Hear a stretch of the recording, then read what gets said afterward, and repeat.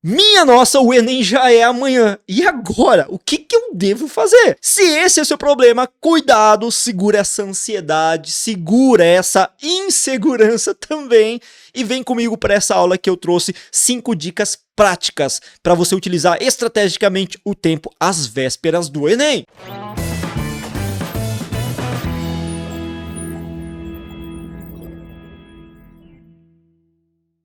Fala, gente linda, beleza? Japa da redação aqui, trazendo sempre conteúdo de qualidade para você. E nessa aula eu trouxe algumas dicas, estratégias, para que você possa utilizar o tempo que lhe resta às vésperas da prova de maneira inteligente, de maneira estratégica, hein? Só que antes de entrar no mérito desse conteúdo propriamente, quero pedir aquela gentileza de sempre. Curta esse vídeo, compartilhe o nosso conteúdo com aquele colega que também tá precisando daquela força e não se esqueça de se inscrever no nosso canal e ativar o sininho de notificações. Vai lembrar que são 2 vídeos por semana. Dito isso, a gente pode começar a nossa aula agora, mas lembre-se, nesta aula a gente não vai fazer milagre. Você não pode fazer, não tem como fazer milagre, né? Então o que a gente vai pretender fazer aqui nesse momento? É orientar, tá? Principalmente orientar para te dar um conforto, uma segurança maior e, claro, adotar alguns recursos, algumas estratagemas, ó, para que você possa usar um tempo de maneira mais produtiva às vésperas da prova. Vale lembrar também que você precisa obrigatoriamente ter uma boa noite de sono,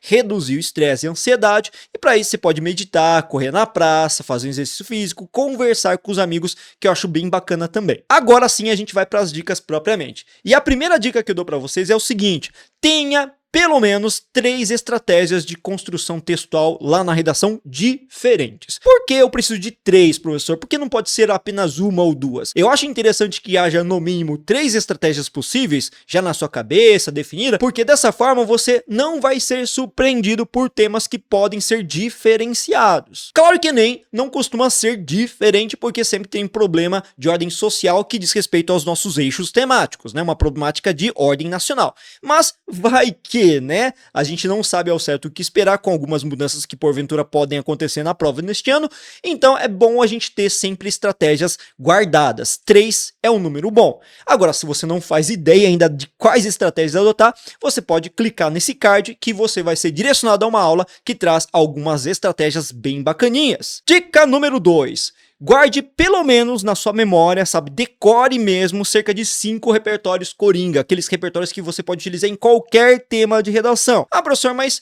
o Enem não exige apenas um? De novo, a gente cai naquela situação de que, apesar do Enem exigir apenas um único repertório, uma boa estratégia que você venha construir vai fazer com que você recrute 3, tá? 3 repertórios pelo menos. E outra coisa, como a gente tem que estar se preparando para qualquer situação possível, então vai lá, pelo menos 5, não é muita coisa, tá? E se você não tem repertório coringa aí guardado, você pode clicar nesse cardzinho também que eu trouxe uma aula específica sobre 10 repertórios e uma série de outras aulas que falam de citações diretas que você pode utilizar também na redação. Gente, o nosso canal tem muito conteúdo, vai lá e explora um pouquinho mais, beleza? Dica número 3, o Enem adora que você use os vários conectivos, os chamados operadores argumentativos e diversos outros recursos coesivos. E é muito importante que você saiba utilizar esses operadores no momento certo, principalmente para ligar os parágrafos um com o outro, beleza? E supondo que você vai fazer uma dissertação estratégica como a gente orienta aqui, dividida em 4 parágrafos, eu trouxe uma listinha para te ajudar neste momento. Vale lembrar que o primeiro parágrafo, que é a introdução, obviamente não vai ter o conectivo para iniciar este parágrafo, beleza? Então a gente vai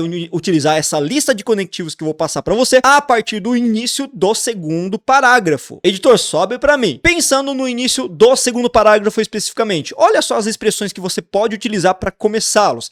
De início, primeiramente, a princípio, em primeira análise, nesse viés e assim por diante. Só para alertar vocês, de início, primeiramente, a princípio, em primeira análise, não são considerados operadores interparágrafos pelo Enem, mas vale lembrar que são fundamentais para iniciar uma boa discussão, uma introdução de uma análise. Olha só esses exemplos de como você deve elaborar essas estruturas. De início, é premente averiguar que, em primeira análise, verifica-se que, nesse viés, constata-se que, perceba que que é dessa forma que a gente instrui uma construção de um texto no início do parágrafo argumentativo. Já no terceiro parágrafo, você pode começar da seguinte forma: além disso, em segunda análise, ademais, outro sim. Olha só esses exemplos para você. Além disso, faz-se emergencial analisar.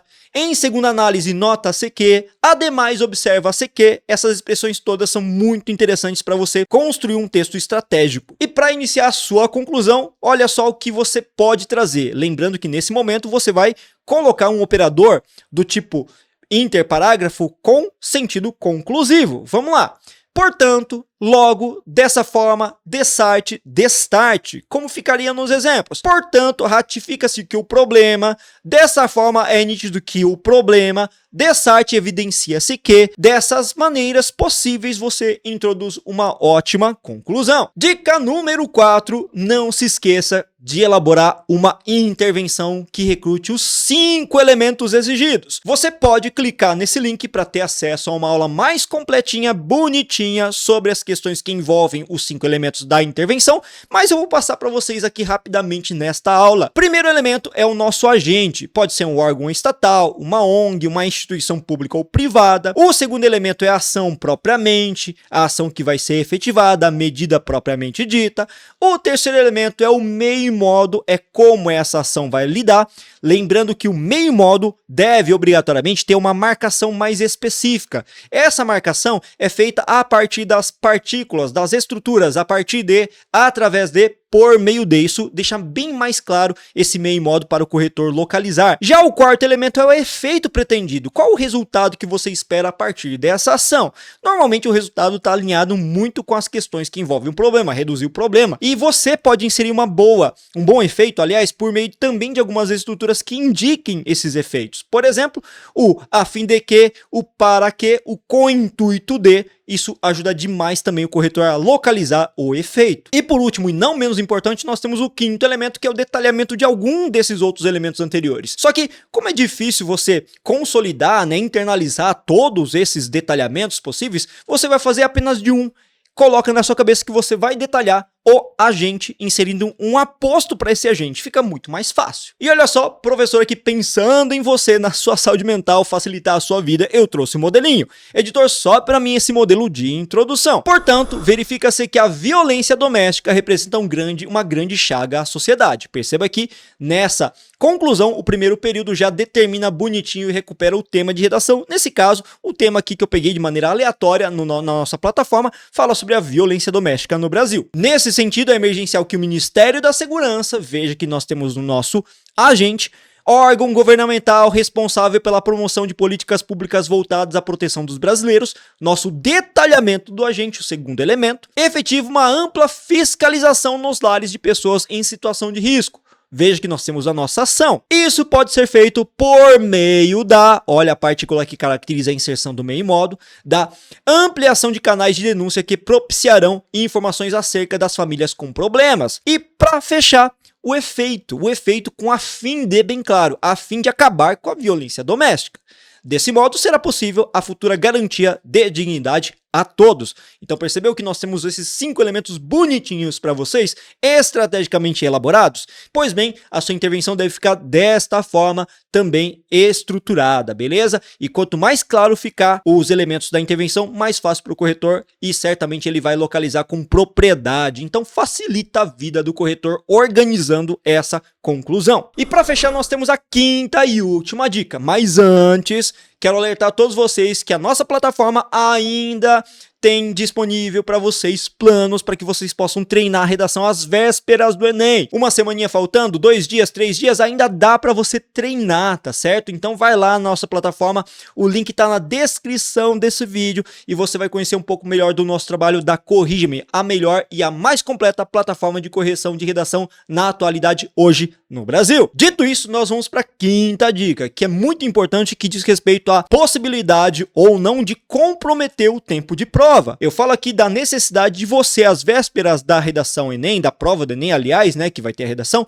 você ter uma ideia de quanto tempo você vai demorar para fazer uma redação. Então, é importante você cronometrar mesmo. Pega 2 ou 3 produções para você fazer em casa bonitinho antes da prova e ter uma noção exata de qual a estimativa média de tempo de prova. Vale lembrar que no primeiro dia de prova, dia 5 de novembro, domingo, você vai ter 5 horas e meia para resolver tanto as 80 questões de múltipla escolha, divididas em 2 grandes áreas, mais a redação. Ou seja, muita coisa para fazer mesmo, né? Em tão pouco tempo. Então, eu estimo, tá, por uma questão de experiência, que o montante aí de 1 hora e 20 minutos seria o ideal até para fazer uma redação sem comprometer o restante das questões. Pô, professor, mas eu não posso demorar mais, menos? Claro que você pode, mas veja que se eu demorar mais, eu posso comprometer sensivelmente a resolução das demais questões. Então, por isso que eu tenho que ficar atento em relação ao tempo que eu vou administrar para escrever a redação. Então, 1 hora e 20 aí, eu acho que é fantástico, fenomenal, e que dá sim para você que se preparou para essa prova. Gente linda do meu coração, espero que essas dicas tenham sido muito úteis para você, para orientar, para deixar um pouco mais calmo,